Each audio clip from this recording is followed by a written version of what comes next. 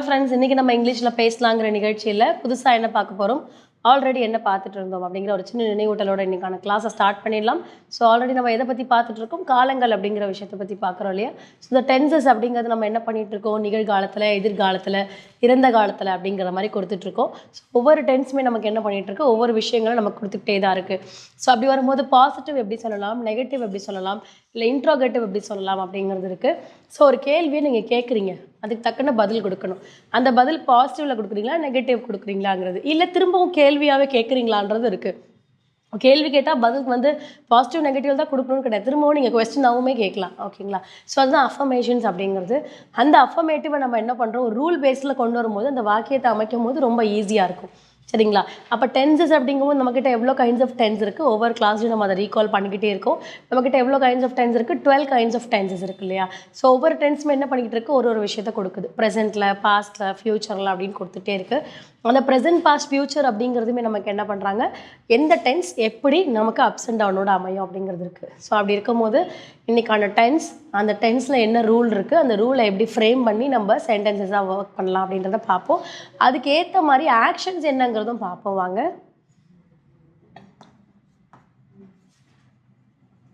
So இன்றைக்கான tense future perfect tense.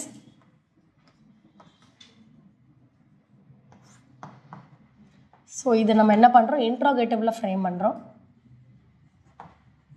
இன்ட்ரோகேட்டிவ்னும் போது which is indicate question mark. Last ஒரே ஒரு verb form V1, V2, V3. present, past and past participle அப்படிங்கிறதா. So என்ன verb form எடுக்கிறோம் அப்படின்னா learn, கற்றார், கற்றுக்கொள் அப்படிங்கிறதா. கற்றார் அப்படிங்கிறது லேர்ன், லேர்ன்ட் அப்படிங்கிறது கற்றுக்கொண்டார் இல்லை கற்றுக்கொள்.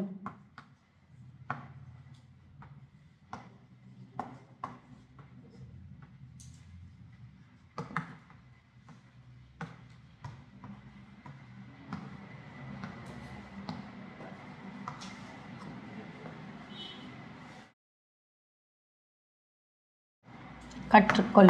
ஸோ அப்போ கற்றார், கற்றுக்கொண்டார் இல்லைன்னா கற்றுக்கொள் அப்படிங்கிற மாதிரி சொல்கிறோம். லேர்ன், லேர்ன்ட் அப்படிங்கிற verb form. Subject I, we, you, he, she, they, it. So subjects are ready. Subject ready ஒரு பக்கம் வேர்பும் ரெடி. ஸோ ரூல் என்னன்னு பார்ப்போம். Future பர்ஃபெக்டோடைய rule. ஸோ அந்த ரூலையும் எப்படி எழுதணும், அஃபர்மேட்டிவோடு எழுதணும். ஸோ அப்போது ஃப்யூச்சர் அப்படிங்கிறதுனால will or shall plus subject and perfect அப்படிங்கும்போது have and V3 indicate past participle and சென்டென்ஸை நீங்கள் ஃபுல்ஃபில் பண்ணாலும் பண்ணிக்கலாம்.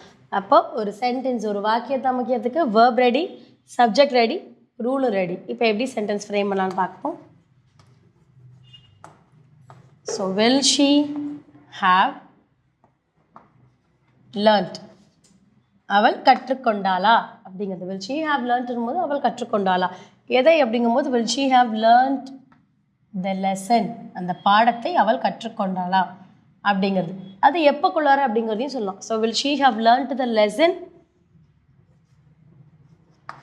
by tonight, இன்று இரவுக்குள் அந்த பாடத்தை கற்றிருப்பாளா அப்படிங்கிற மாதிரியே சொல்லலாம். ஓகே. அப்போது tonight.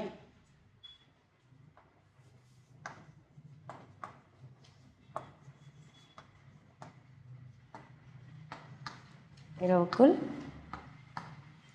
அவள் பாடத்தை. இங்கே ஏன் அந்த இந்த சொல்லணும்னா திஸ் தட்டுன்னு சொல்லலை, த லெசன் தான் சொல்லியிருக்கேன். இப்போ அவள் பாடத்தைங்கிறது டைரெக்டாக வரும்.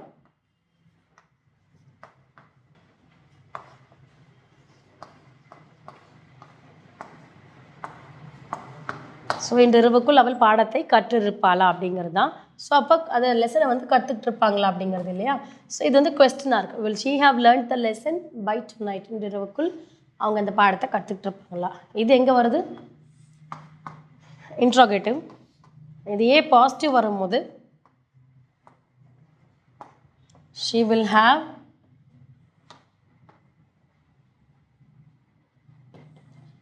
learned the lesson. She will have learned the lesson by tonight.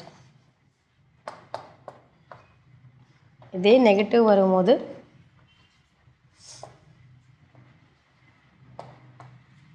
she will not have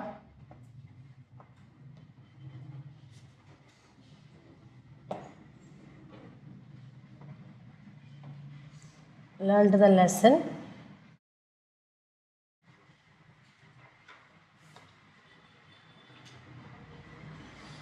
by tonight.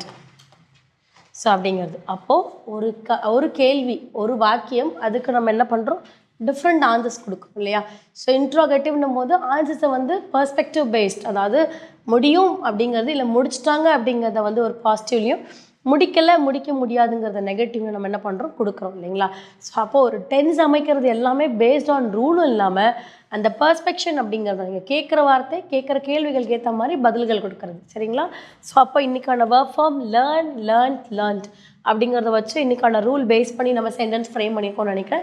நீங்களுமே நிறைய வெக்காபுலரிஸ் நிறைய வேர்ப் ஃபார்ம் கற்றுக்கிட்டு நிறைய சென்டென்சஸ் ஃப்ரேம் பண்ணுங்கள். 5 to 10 தாங்கிறது கிடையாது. Please make multiple sentences. நிறைய சென்டென்ஸ் ஃப்ரேம் பண்ணும்போது நிறைய ஃப்ளூயன்சிஸ் ஃபாஸ்டராகவே வந்துடும்.